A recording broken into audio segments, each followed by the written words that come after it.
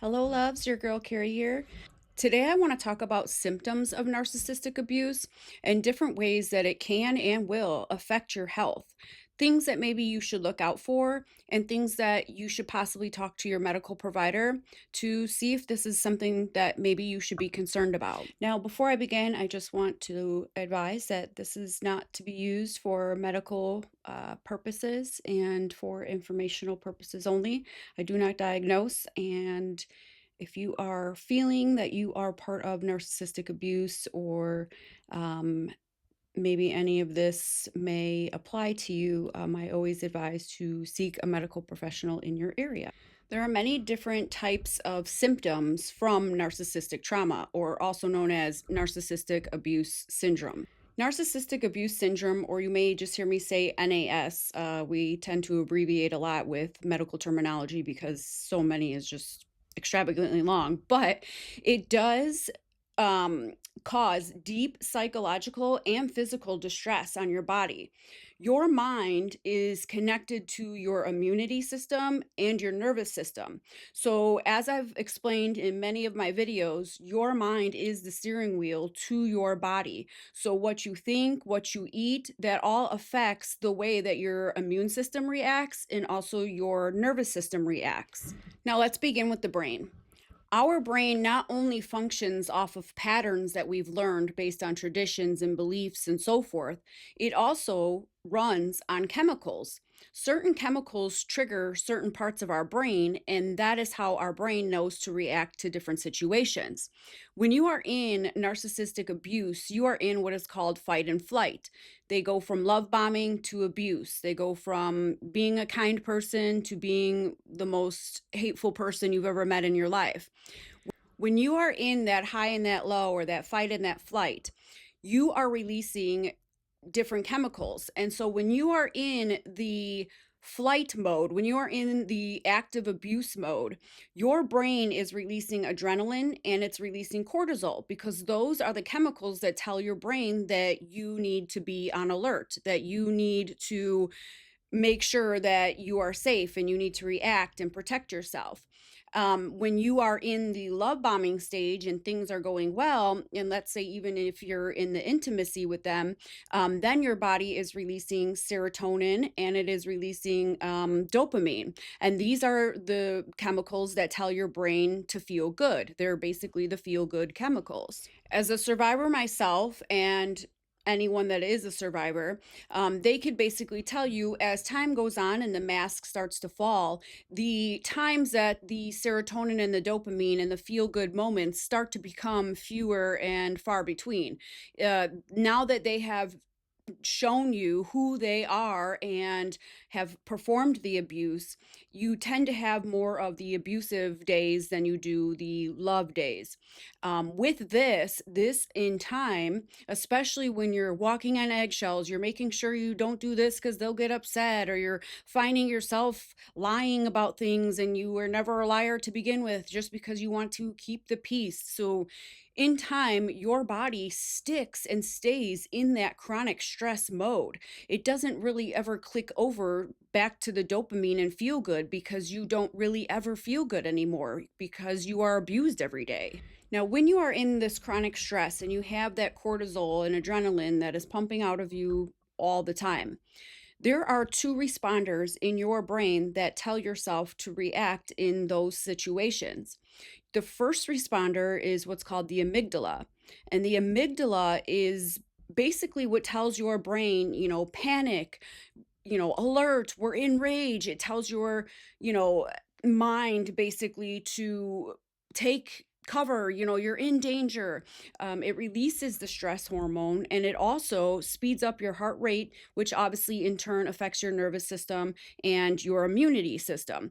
Because when someone is upset, like for instance, if you are, maybe you lost a loved one, notice how you can't eat anything, you're just so, distraught and so forth. That's because your mind is in the grief stage. Same thing with when your mind is in danger, it's affecting your immunity system and your nervous system. When you are also in chronic stress, That cortisol, because it's an inflammatory, it never allows the amygdala to close so that the second responder can kick in, which is your prefrontal cortex. Your prefrontal cortex is the one that makes the logical thinking. It's the one that makes the problem solving. It's basically the one that, like, if you're ever in an heightened situation and then a couple days later you're like, maybe I shouldn't have said that or did that. That is your prefrontal cortex making those decisions in your mind. Now, this is why it is very imperative with anyone in mental health when they ask, are you going to hurt yourself or hurt someone else? The reason they ask this is because then they know that amygdala is stuck open if someone is like, yes, I am, I need help or whatever. Being in that situation, that shows chronic stress. So healthcare providers want to administer medication so that it'll help close that amygdala, and you can then make the logical decisions and the logical thought processes so that way the second responder kicks in the prefrontal cortex to do those things. This is why I highly suggest any individual that is a survivor of narcissistic abuse to have blood work done, to seek for autoimmune disorders or deficiencies, as well as CID, which is chronic inflammatory disease. These are very common when someone has been in chronic stress for such a long period of time, because that cortisol and that adrenaline that's going through your body is inflaming different parts of your body. And of course, the organs then react to that. Your mind and body work and react off of consistency. So when you do something consistent, your body then adjusts itself to react and to make that normalcy for who you are. So if you are always in survival mode or in a stress or trauma type environment, your body gets used to that. And so when you are not in stress and you are in peaceful environments, like outside of, escaping the narcissistic abuse, and now you are on your own, that is when a lot of people will start seeing health issues, because now you are put into a different situation and your body is like kind of going haywire, trying to adjust itself to what the new normalcy is going to be and what now the new consistency is. And so this is now when all the inflammatory things start coming out, and people are having lupus and rheumatoid arthritis and just all around, like I said, so many different autoimmune diseases. I mean, even the C word, happens because your body is regulating to a whole new level of hormones and, just overall levels of every type of chemical that goes through your body. I wrote down a lot of the most common symptoms and health issues that come from narcissistic abuse. But of course, like the most common for any type of trauma is your typical anxiety and depression. You may be more anxious because of always being in that flight mode. Depression, because you are coming out of an abuse where your identity was basically stolen, in a sense. Like you lost your personal identity because you have always catered to the narcissist and what they want and their ways and so forth, that you basically lost yourself. So a lot of people go through depression because the mind wants to seek comfort in what it knows, even if it's bad and it's hostile in a toxic situation. It wants to go to that because that's what it knows as safety. That's what it knows as regulatory ways to function. So now you may fall into a depressive state because you're feeling loneliness. You're feeling a sense of your own identity, and you don't really know who that is because you've been catering to someone else for so long. Insomnia is very common.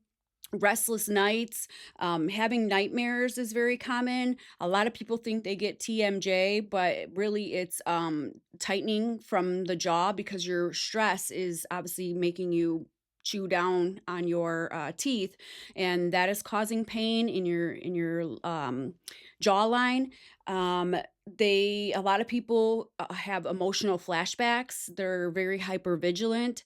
They have chronic self-doubt. They constantly are doubting themselves because they haven't made decisions for themselves in so long. And so now when you are having to make decisions on your own, you are like hemming and hawing and not really knowing, because you've never been one who's been able to make your own decisions.